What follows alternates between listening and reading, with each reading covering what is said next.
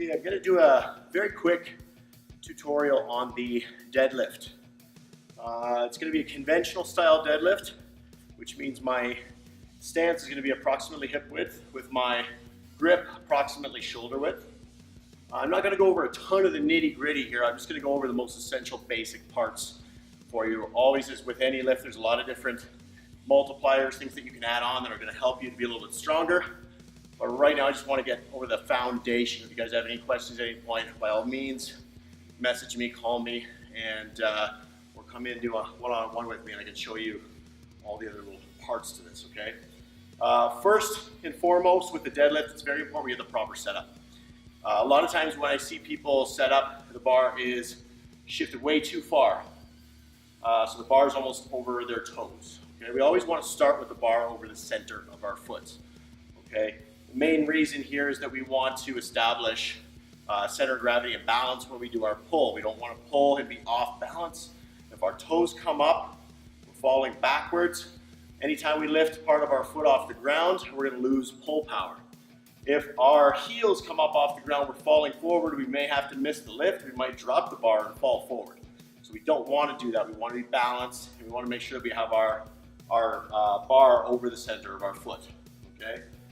In your start position, it's really important that your back is straight or slightly arched, naturally arched, but do not let it round.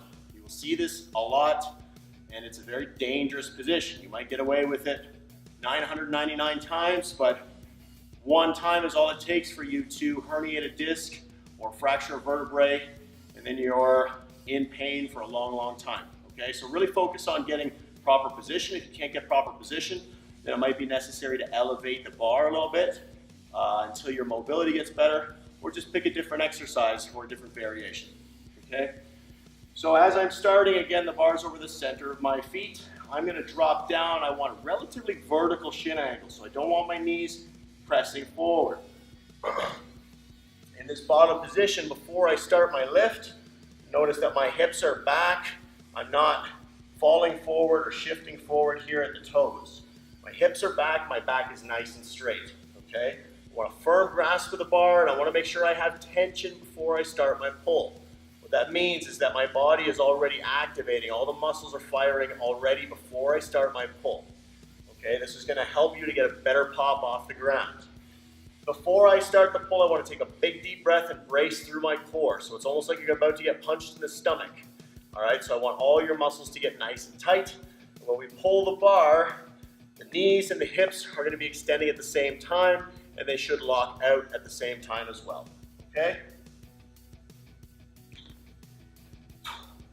Now at the top, it's important that we just finish in a neutral position. I don't want anyone to be like this at the top, and I certainly don't want anyone to drive their hips through and come back. Okay, this is simple physics here.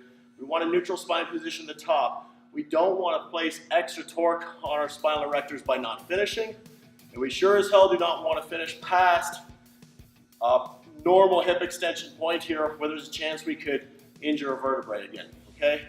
So at the top position, the bar is again over the center of my foot. My job now is just to be able to return the bar to that same spot I started without getting in the way. The first part of this, we want to make sure that we drive the hips back. Okay? If I bend the knees first, as you can see, I'm not very likely to get a straight bar path as my knees will immediately get in the way. So we want to drive back with the butt, keeping the chest up, the back nice and straight. Once I get past the knees, then I can sit down and back, still maintaining this vertical shin angle. Okay, so I should be back to the very same position that I started. All right, now when you're doing reps with the deadlift, I don't want to see excessive bouncing. If you've got these bumper plates, these plates come and hit the rubber mats, you might get a couple inches of pop off the ground and think you're doing really great. In reality, you're creating a moment of slack in your body, and when that weight hits the pressure of your back coming forward, that can produce an awful lot of force on the spine, okay? So I would like you to come to a full stop at the bottom even for just a split second, or a light tap, but don't bounce the weight off the ground. Okay, I'm going to demonstrate here for you.